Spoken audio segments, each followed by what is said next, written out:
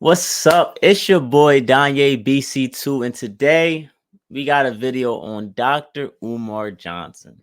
Now, everybody knows Dr. Umar Johnson he's very popular actually in these YouTube streets. Like every time he hops on YouTube and on a platform, it goes up, and he has good advice. Uh, I think he's a great speaker, and I think he says good things sometimes, and he spits back. So I got a video here, and let's react to it. Let's see what Dr. Umar is talking about now. Hey, have you heard about this thing called decentering men movement? I haven't. Decentering men. What's that? All right, so it's a movement. It's been going on. Women choose to focus on themselves and reject the standards of men in their decision making. Right? These are heterosexual women or Heterosexual. okay, heterosexual women are rejecting the standards of men Yeah, and focusing on themselves. yeah. Who is behind this? I'm not sure. Right? And the reason I ask is because we know now that the CIA was behind Gloria Steinem in the feminist movement. Yeah. That the CIA funded early feminism. So I'm wondering if some of this black male-female relationship conflict, I would not be surprised to find out that some of this was financed by the power structure. And because the people. That's a good point. I ain't gonna lie. When you think about it, he's saying in the past they did things, the CIA, to set up the male and female dynamic to be dysfunctional, and he's saying now, since they did in the past, I gotta question it as of today. And I think that's fair. I noticed that speak about relationships, and I don't know if you can attest to this, and you know the relationship status of the people who host the shows you go on. They're single Mm, and they haven't been married. mm, So I don't know why they're the voice of marriage and sustainable relationships when they themselves are not in a relationship or haven't been married. mhm. But those seem to be those who are leading the narrative in regards to relationships in the Black community. Mm. So, as I said, I don't know who's funding them, who's pushing them, but this disdain women are proclaiming for men and this disdain that men are proclaiming for women is both destructive. But at one point, I think it's a psychological tactic that they're using to soothe themselves that they're kind of out of the market and they're spreading this narrative. Great point. I got a couple thoughts. Number one, I think a lot of the people who are engaged on a regular basis in this conflict between the genders come from homes where unsuccessful relationships was modeled by their parents. They came from broken homes. They came from traumatized homes. They came from domestically abusive homes.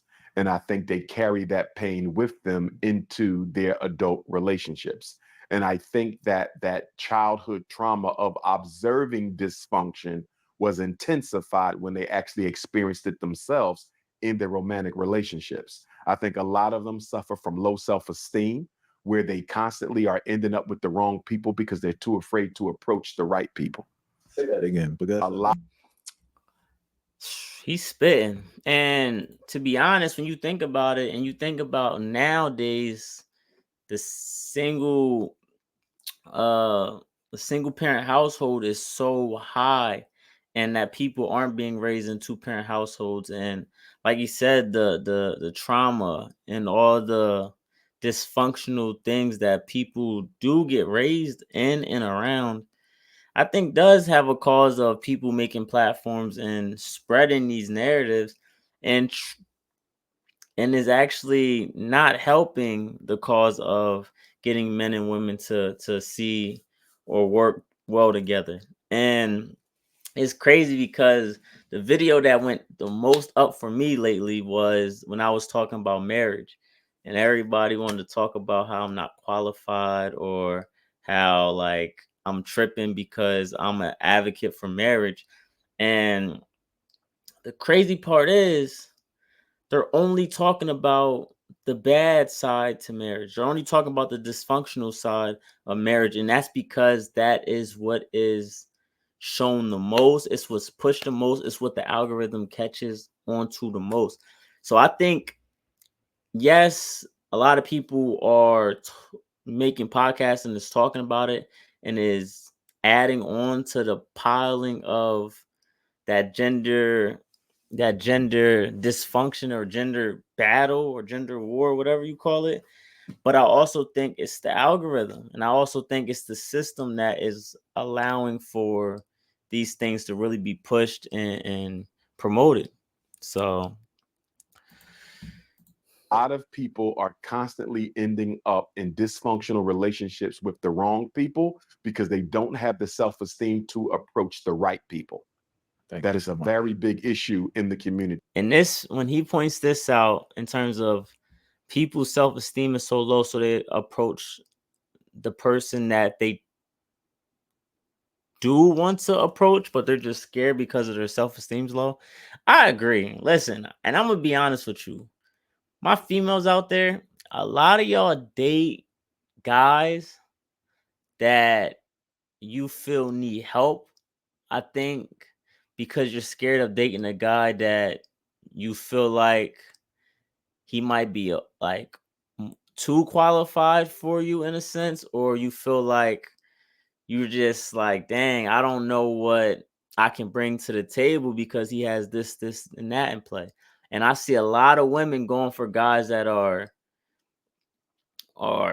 broke, going for guys that don't have things going on, don't even have like a car and things of that nature because y'all want to be the ones to take care of the man. I want to be the ones to be able to pick up that guy and have something over their head. And it's sad, but I think this adds to that self-esteem part. And like I remember talking to a female, and she was telling me like, wait, what? Like, you pay every time you go out with a female, or like I can take you out on a date and stuff, like saying stuff that like, who do you deal with? Like, why are you the one offering to take people out on dates? Why are you the one that has the car? Why are you the one that is taking care of the man? And I think that's an issue. And I think that also stems from, like I said, that low self-esteem, because I don't think you should be putting up with that. And it's okay to help somebody, but what's the reasoning for helping? And I feel like the reasoning for helping is because you're scared to find somebody that's more qualified, to be honest. I'm going to add to that the mistrust that a lot of us have of the opposite sex because of how poor our relationship was with our opposite sex parent. Very few of these men who are out here condemning women have a great relationship with their mother. Fact. And very few of these women who are out here condemning men have great relationships with their fathers. And so, what a lot of this is because I am in pain, I want everyone else to be. And because I have not found functional and productive love, I don't want anyone else to find it either. And what I'm seeing is men and women who are selfishly trying to indoctrinate other people with their dysfunctional views of the opposite sex in hopes that they don't find a good situation. It's Come on now. Like I said, Dr. Umar, he can be controversial. A lot of people might say he might be, I mean, he's been working on his school. People would call him a scammer. People try to come at him and attack him. But one thing you can't say is that man is not a great speaker. And he hits on a lot of great points. Like, people do come from, they do have bad relationship with their parents. And having a bad relationship from your parents, the people that are supposed to raise you, the people that's supposed to show you love, and you have a bad relationship, that's going to carry on in the future. If you found like you couldn't have that type of relationship with your father or your mother, how are you going to have that with the next person that's in your life, the next woman that's in your life? You couldn't even trust the person that brought you into this world. And it is a sad case. I mean, but that's where we gonna have to figure something out. 80% of people are getting raised in single family households. So something's going to have to be figured out. There needs to be more mentors out here. There needs to be more examples. There needs to be people that are successful and is doing it right to take a lead and to stand front.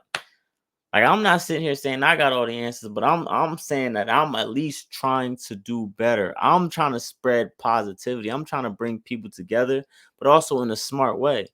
I'm not dumb. I know that things are bad. I know that marriages and things of that nature can go south. I know that the divorce rate is crazy. I understand that the way the way abortions and how women have all the rights to abort babies and have the pro-choice over the kids. I know how that is. I know how that in the court system, if that women get the benefit of the doubt most of the times. And there's so much that can go into it. And as a man, I think it's your job to just prepare. Be prepared for any situations that you get in.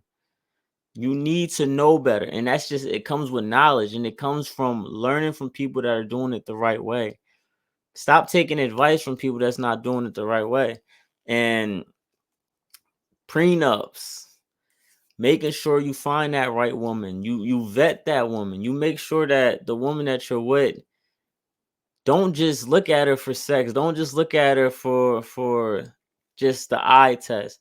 Really start to understand. Look at hard times and see how she reacts. See how she moves in certain situations that might make her uncomfortable. Those are the little things that show you, is this woman going to be there for a longer period of time or a short period of time. Little things like that is things that I feel like we need to do better in. And like I said, understanding each other.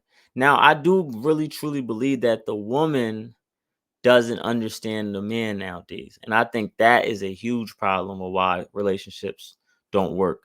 I think that women try to put their own narratives on men and try to change how men are because they don't know us, but they try to change us into being like them, that it's messing up that dynamic. And now we're fighting with ourselves. And I think a lot of men are fighting with the idea of what is it like to be a man, because they're being raised by mothers that don't know how to raise men into being men, but the mothers are also